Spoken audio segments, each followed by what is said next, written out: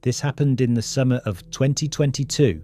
I was 25 and working what I guess you'd call an unusual logistics job. I was hauling refurbished electronics and custom PC parts for this last mile delivery startup that was trying to compete with Amazon in weird rural markets. The routes were long and completely erratic. Sometimes I'd be driving for 12 hours straight, often through the night, hitting these remote parts of the southwest that most delivery companies refused to touch.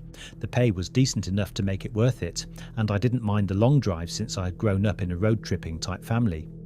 This particular night I was deep into the final leg of a Phoenix to Lovington run.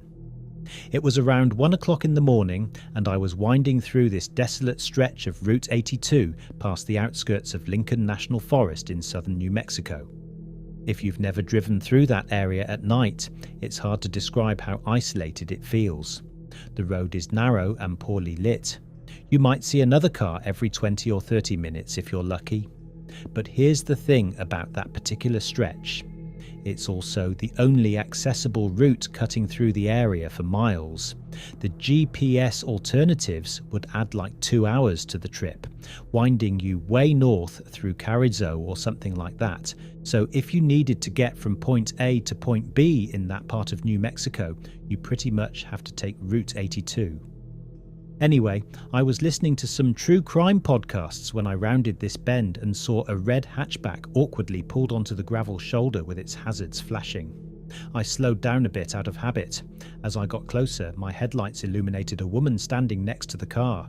She was holding her phone high in the air like she was trying to catch a signal. My first instinct was to just drive past. I mean, I'm not heartless, but I'm also not naive about the kinds of situations you can walk into in that part of the state at that time of night. But then I started thinking about my own girlfriend or my sister and how I would want someone to stop if they were stranded in the middle of nowhere. Plus, I wasn't completely defenseless. I had a Glock 43 holstered just under my steering column. I never explicitly got permission from the company to arm myself, but given some of the areas we delivered to, it seemed like common sense to me. I slowed down and cracked the passenger window a couple inches. The woman, who didn't seem much older than me, rushed over immediately and tried my passenger door handle, which was locked. She said she needed a ride to the nearest gas station and claimed her car had just died and she couldn't get anyone on the phone. Her voice had this jittery quality to it, like she was either really stressed or maybe on something. I hesitated for a few seconds. The situation felt a little off, but what tipped the scale was knowing I had a firearm within reach. I figured if things got sketchy, I'd be able to handle myself. So I unlocked the door. She got in quickly and gave me this vague and slightly slurred "thank you so much" without really looking at me. The way she slurred her words made me think she was drunk or maybe a little tipsy, which made me a little cautious. Before driving away, I asked her some obvious questions. Had she hit something or did the engine cut out? That sort of thing. But she kept deflecting, repeatedly asking me to just drive. Nothing she said really made sense, and I was leaning toward kicking her out of my car the more she talked. I was about to make a decision when I glanced over at her car one more time. To my horror, a man stepped out from behind it like he had been hiding there the whole time. The adrenaline started to kick in, and I turned to face forward. There was another figure that had stepped directly into the road about 50 feet in front of us. There was something long in his hands, maybe a bat or a pipe. I couldn't tell exactly. He started moving toward my car, and that's when my survival instinct took over. I floored it. I didn't even try to be subtle about it. The woman whipped around to look back and immediately started yelling. Then she reached down and started digging around in her purse for something. I had a feeling I knew what she was looking for. So before things could escalate, I yelled at her to freeze and drew my gun. I didn't point it at her, but instead just rested it on the steering wheel so she could see it. Whatever she had been reaching for, she stopped immediately. I told her not to move and she didn't. To my surprise, she stopped talking too. She just stared straight ahead with this expression I couldn't read. Luckily for her, we were less than 30 minutes from Artesia. After a somewhat tense half hour, I pulled into a gas station. There were two other vehicles in the lot, both big rigs. I told her to get out. She refused at first and gave me some stupid reason I can't remember, but I leaned across her, yanked the passenger door open and basically forced her out of the truck. She stumbled back and fell onto the pavement, all the while yelling something completely incomprehensible. Someone started jogging over, probably one of the truckers, and I could already envision the accusations that were about to fly. All that guy had seen was me throwing a woman out of the car, and I didn't want to deal with the situation for a second longer. So I didn't. I yelled out a warning to him about her ill intentions, but that was all I was going to do. Then I peeled out of the lot before that guy could approach me and didn't look back. I drove to another gas station and started filling my tank. Then I walked over to the passenger side to inspect the seat. Buried between the seat cushions was a burner phone battery and a sealed pack of zip ties. I didn't even want to think about it. I tossed all of it in the trash and got back on the road, eager to be done with the journey. I never reported any of it, not to the police, and definitely not to my company. Not because I didn't think it was worth reporting, but because, legally speaking, I didn't really want to explain to a bunch of cops why I was driving around armed or why I had physically removed someone from my car. I'm not going to get into it, but you can connect the dots on that one yourself. One thing's for sure, though. Being armed that night may have very well saved my life.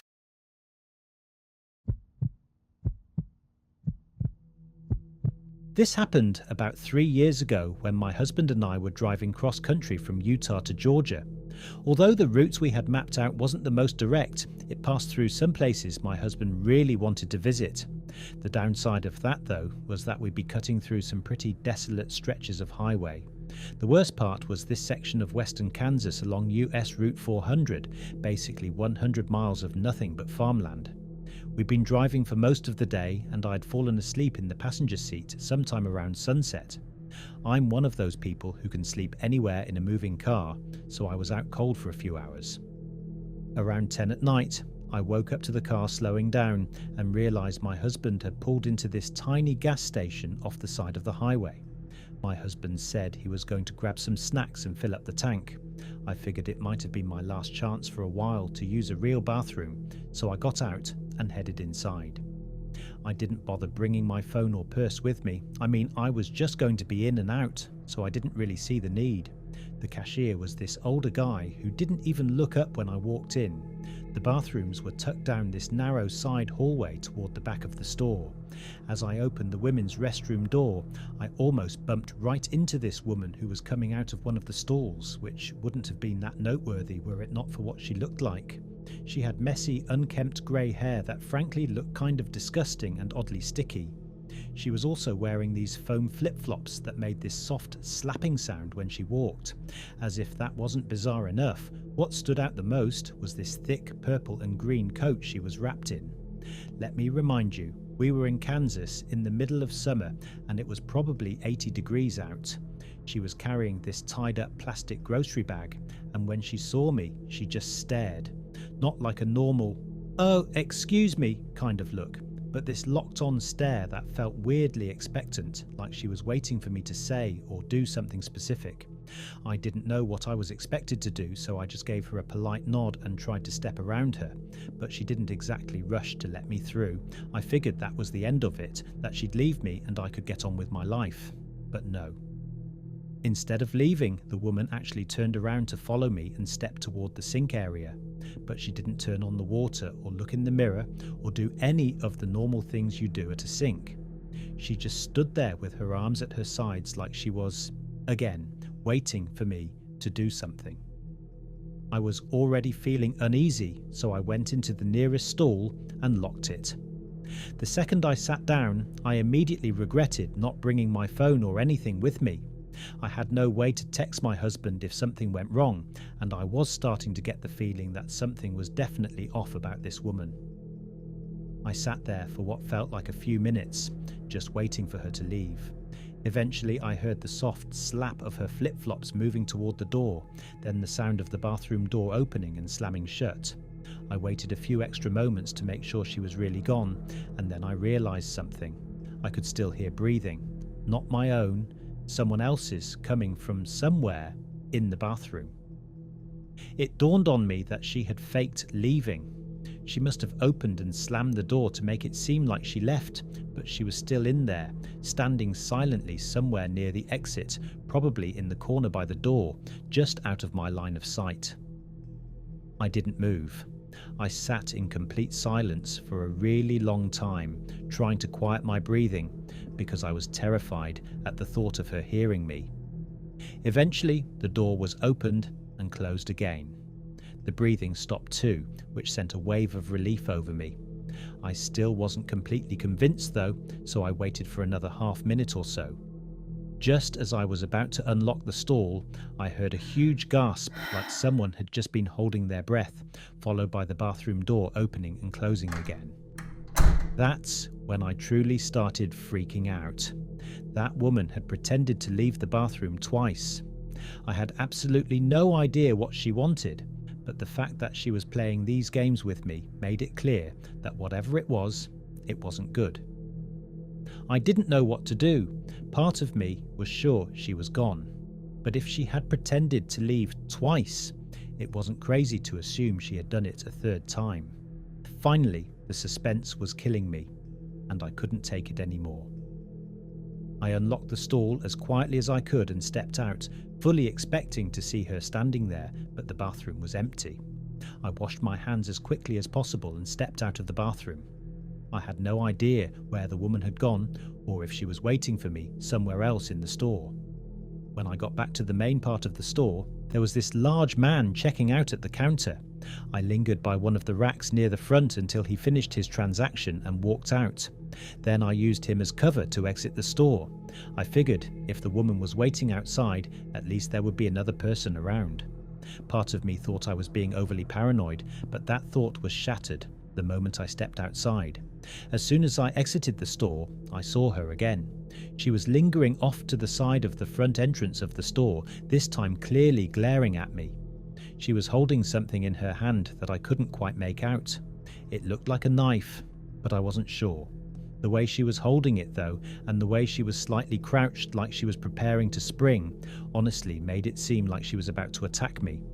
I prepared myself to have to scream or run or even fight, but instead of moving toward me, the woman quickly turned and walked around the side of the building toward the back.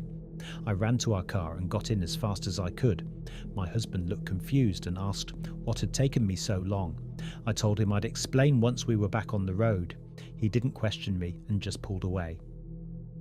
As we were leaving, I looked back and saw the woman standing at the edge of the building watching our car. I don't know why, but seeing her made me so unsettled and uncomfortable. I told my husband everything, and he kind of got mad at me for not bringing my phone with me to call him for help, which was fair. But that was that, and the two of us agreed to try and forget about the whole thing and go back to enjoying ourselves. I will say that I don't use roadside restrooms anymore, which I'm not in the slightest bit upset about.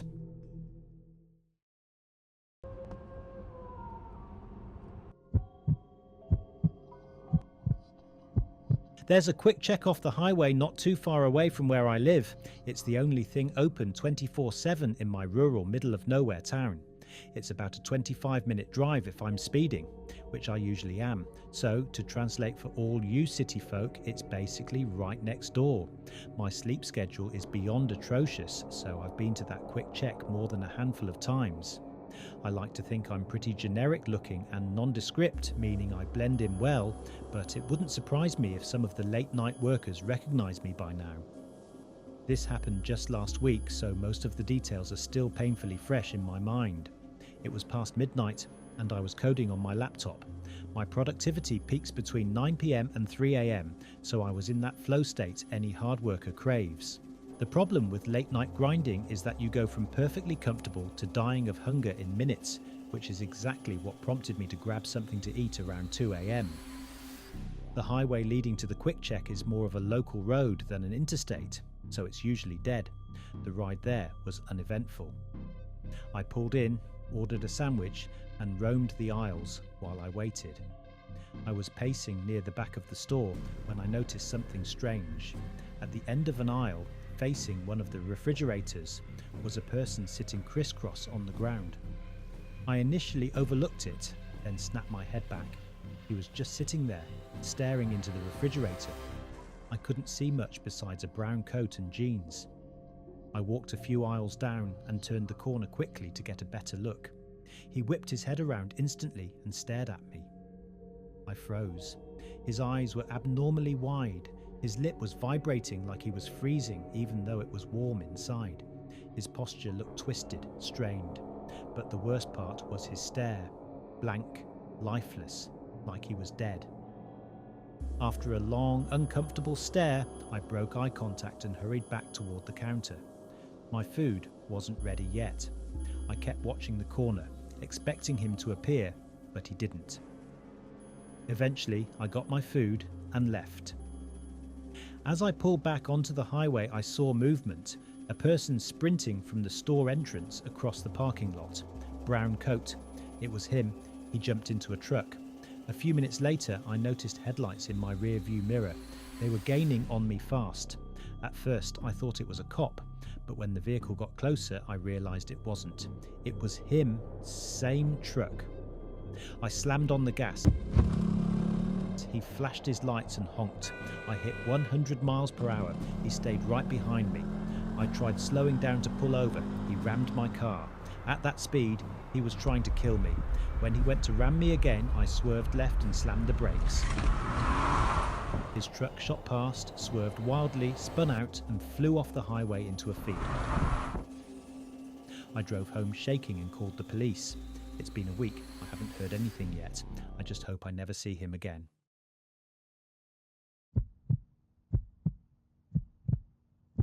This happened to me in 2020. I was 24 at the time, working for a small logistics company. My job was to deliver automotive parts between cities in the Midwest. Most of the time it was easy work, long drives, decent pay, and nobody breathing down my neck. But that job is also the reason I will never stop at a highway rest area after dark again. It was mid-January, freezing cold, the kind of night where even the dashboard lights feel too bright. I was driving along the I-80 heading east from Des Moines on my way to deliver a package to Davenport. The drive was about 3.5 hours. I had left around 8 p.m. and by 10:30 I was in the middle of nowhere. Just the sound of the tyres on the asphalt and the occasional semi blowing by in the opposite lane. Around that time I started to get really drowsy. My eyelids felt heavy and I could feel myself zoning out. I spotted one of those blue rest area 1 mile signs and decided to pull off for a few minutes to stretch my legs and grab a drink from the vending machine. The rest stop looked completely deserted. A few dim streetlights, a small brick building with restrooms, and about a dozen parking spaces. Only one other vehicle was there, an old white van parked way off at the end of the lot, lights off. I parked under one of the lights, locked the truck, and went inside. The men's room smelled faintly of cleaning solution and mildew. The heater was making a weird rattling noise. I washed my face with cold water to wake up, and when I looked up into the mirror, I thought I heard the door open behind me. I turned, but no one was there. I stood still for a second, just listening, but there was nothing but the hum of the heater. I figured it was just the wind and finished up quickly. When I stepped outside, I noticed something that made me stop. The white van's headlights were now on. The engine wasn't running, but the lights were on. I didn't remember hearing it start. I got this bad feeling immediately. I unlocked my truck fast and climbed in and started the engine. I pulled out of the parking space and headed toward the exit. As I did, the van's lights suddenly shut off again. I remember thinking maybe someone was sleeping in there and just accidentally hit the lights. But as I got back on the highway, I kept checking my mirrors. For about 5 minutes, nothing happened. Then, in the distance behind me, I saw headlights, 2 small dots getting closer. It was the van. At first I wasn't sure, but as it got closer I could see it was the same boxy white van. No company logo, no side windows, just a dirty cargo van. It caught up to me fast and got right on my tail. I was already going about 75, but the van stayed inches behind my bumper. Then it switched lanes, sped up beside me and matched my speed. The driver rolled down his window halfway. I could barely see his face, just a shadow and maybe a baseball cap. He motioned for me to roll mine down, but I didn't. He kept gesturing and then pointed at my truck bed like he was trying to tell me something was wrong. At first, I hesitated. Maybe one of my straps had come loose or something fell out. But then I noticed something that didn't make sense. There was nothing in the bed of the truck. It was completely empty. That's when I realised he wasn't trying to warn me. I kept driving, pretending not to notice him, but he started honking and drifting closer to my lane. I swerved slightly to keep distance, and he sped ahead, cutting in front of me. For a second, I thought he was going to slam on the brakes, but then, without warning, he veered onto the shoulder and came to a full stop. I flew past him, my heart pounding. I stayed in the fast lane, going nearly 90 now, just trying to get away. A few seconds later, I checked my mirror again. The van was back on the road. It followed me for another 20 minutes. Sometimes it would fade back until I couldn't see it. Then out of nowhere, it would speed up again and appear right behind me. I decided I needed to stop somewhere public. The next sign said there was a truck stop 5 miles ahead. I took that exit first, pulled into the lot and parked right under a bright light near the diesel pumps. There were a few semis lined up and I could see a few drivers inside through the windows of the diner next door. The van didn't pull in immediately. I waited maybe 2 minutes. Then it came slowly up the ramp and into the lot. I got out of my truck and headed straight into the diner. As soon as I walked in, the bell above the door rang and the woman behind the counter looked up. She was maybe in her 50s. I told her that a van had been following me for the last half hour, and she must have seen how shaken I was because she called over the trucker sitting at the counter. This guy stood up. Huge guy, flannel shirt, grey beard. He walked outside with me, and the second we stepped out, we saw the van idling at the far end of the lot, just sitting there facing my truck. The trucker muttered something like, "Yeah, that ain't good," and told me to go back inside. He walked straight toward the van. I didn't hear what he said, but a few seconds later the van suddenly reversed, swung around and peeled out of the lot, heading back toward the highway. The trucker came back, shaking his head. He said there were 2 guys in there, both wearing hoodies, both just staring straight ahead, not saying a word. I stayed in that diner for almost an hour until I was sure they were gone. I finished the rest of my drive with my eyes glued to the rearview mirror. When I got back to Davenport, I parked under the hotel lights and checked my truck. Everything was fine, but there were 2 smudges on the tailgate like someone had tried to open it with dirty hands. I quit that job a few months later. Now every time I drive long distance, I fill up before dark, bring snacks, and I don't stop unless it's somewhere crowded and open 24 hours, because I know for a fact if I had rolled down that window or pulled over when they told me to, I wouldn't be here telling the story.